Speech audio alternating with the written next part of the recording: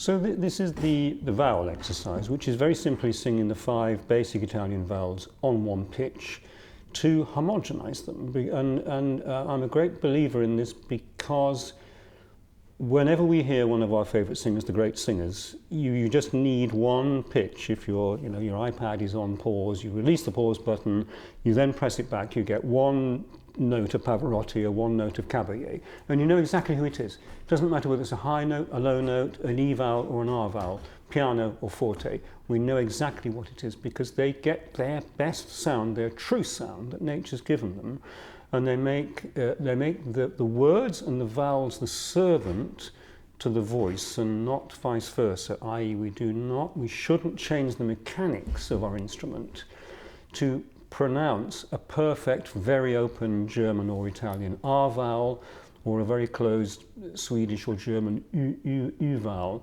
And it is possible to discipline these vowels very slightly. So you are adjusting them very slightly. This is, I suppose it's called vowel modification. But when it comes out in the singing voice, it's very clear what that vowel is. If you were to speak that vowel as you sing it, it would sound a little bit strange, but that kind of sorcery happens in the singing voice when it happens. You like this exercise. Do you want to, I've told you why I like it. Do you want to tell the nation why you like it? Yeah, I love this exercise, particularly if I'm feeling a little bit tired. It's a really nice way of just finding the centre of my resonance. And we've talked about this a lot, that singing isn't about volume or a false sense of freedom. It's actually about finding the centre of the resonance. And there are sort of micro adjustments, as you've said, between the vowels.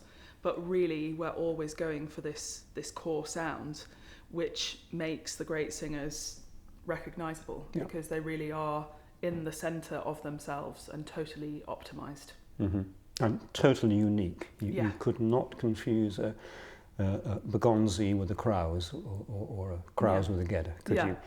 Yeah. And I think another thing that I would add resonance-wise as well is that when you find that sweet spot, you almost feel that the sound exists both within and without you. So you're not forcing in any way, but you've sort of accessed something that is bigger than yourself in a way, which feels great for very large concert halls. You've set off a force of nature in a way. Exactly. Great. So the proof of the pudding is in the singing. So you like starting around about this B flat, is that right? And you're going to work your way down. Because I think at B flat you have access to head tones, which is really nice to bring down. As long as you bring head tones down, but not head voice down. That's why I said tones. Very good, very good. Okay. Well, that's not been lost, thank goodness. Okay. Right, okay. Bon voyage.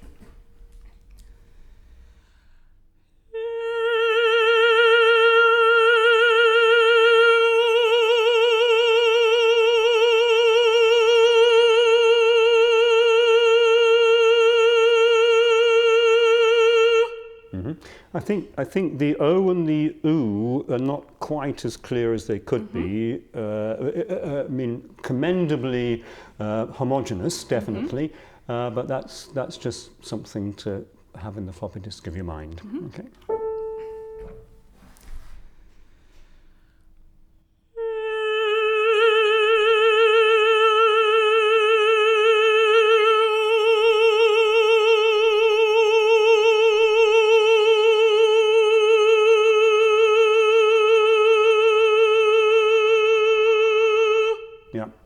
Very good.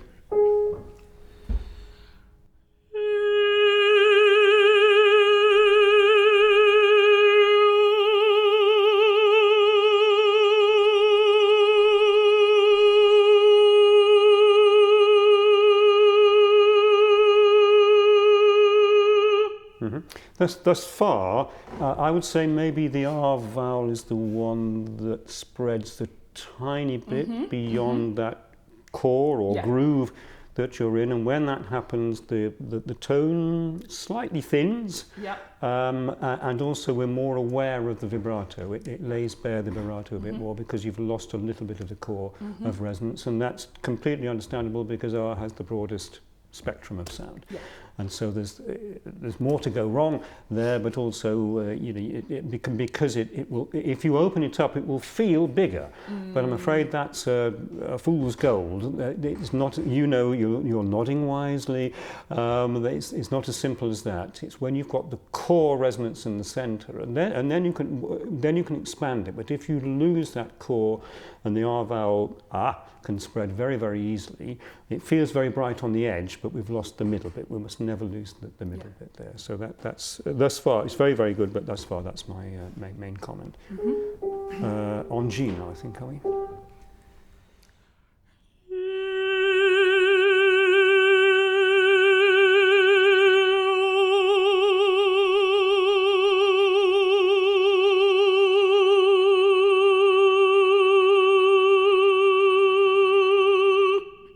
That was better with the R, but I still think there's a better position. If you can listen out for your own vibrato, and if you suddenly hear the vibrato is more obvious, then that means you've lost something, a little bit of this core. So that either way, really, we're all different. I throw these things into the melting pot to see what works. So either you do it from retaining the core of the sound, if that helps, and that will then discipline the vibrato. Or you can listen out for your vibrato and think, whoa, that's going a bit AWOL, I'll try and contain that a bit more, and that should draw the resonance in with it, and therefore be as homogeneous as its neighbours. Great. Because R is in the middle, isn't it? So, we actually modified this exercise a while ago to have that sort of palindrome effect, to go from closed to open to closed again. Because I think previously we'd gone from closed to open at the end, and it's quite nice to sort of not forget the relation between the vowels in that respect. So.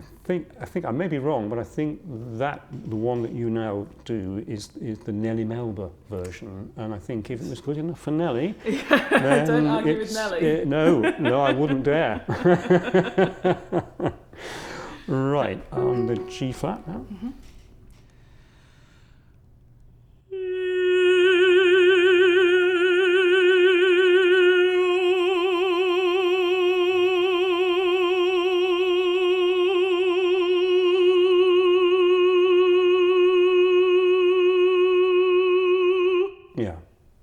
That's the one, I think. Yeah, very good.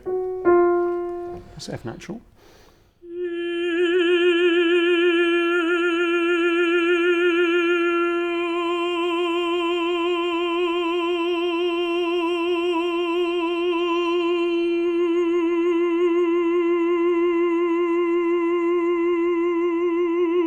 Oh, that was interesting. Because I felt a little now we haven't really talked about how vowels change their position within the head and chest voice balance. We haven't. I mean, that's for another time. But you're now hitting a different zone for the U vowel, and you haven't quite got the ring on it that you had before, and so that needs to shift itself on either side of the seesaw before it flips too far the other way. Do you want to have another go? And how do we shift? Oh, don't ask me. No, just follow. I mean, you said yourself, you just chase the resonance, follow the resonance. I think just sort of, be in the resonance. When we were talking on the phone the other day, I told you that often when I practice, I have a notebook and I wrote down before a concert that anything other than resonance in singing is hubris, in a way. I love that. And I think part of it is just accepting. It's not a chasing, because in a way that's too active. In a way. It's very true. It's just sort of allowing something. I think you've talked about bloom before. That something is kind of both passive and active at the same time. That kind of allowing feeling. So. Yeah, actually that's a good word, bloom, because it covers both, doesn't it? It covers the shape of it and the production of it, but also the kind of colour of it in a way. It must have this ringing quality, the bloom, the singer's form, and well, what's in a name? The ring by any other name would sound as sweet, wouldn't Hopefully. it? So, yeah. So you chase. No, don't chase. Whatever you do, find the bloom. Okay.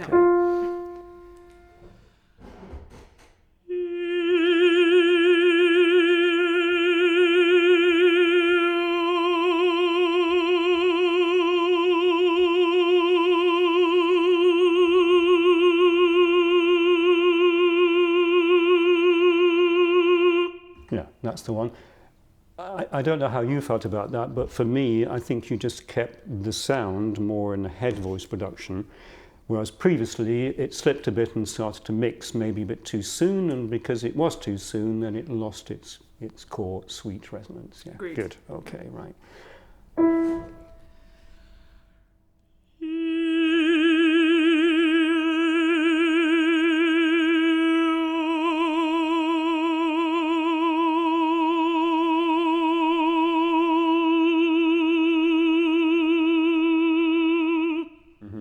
Very good, very good.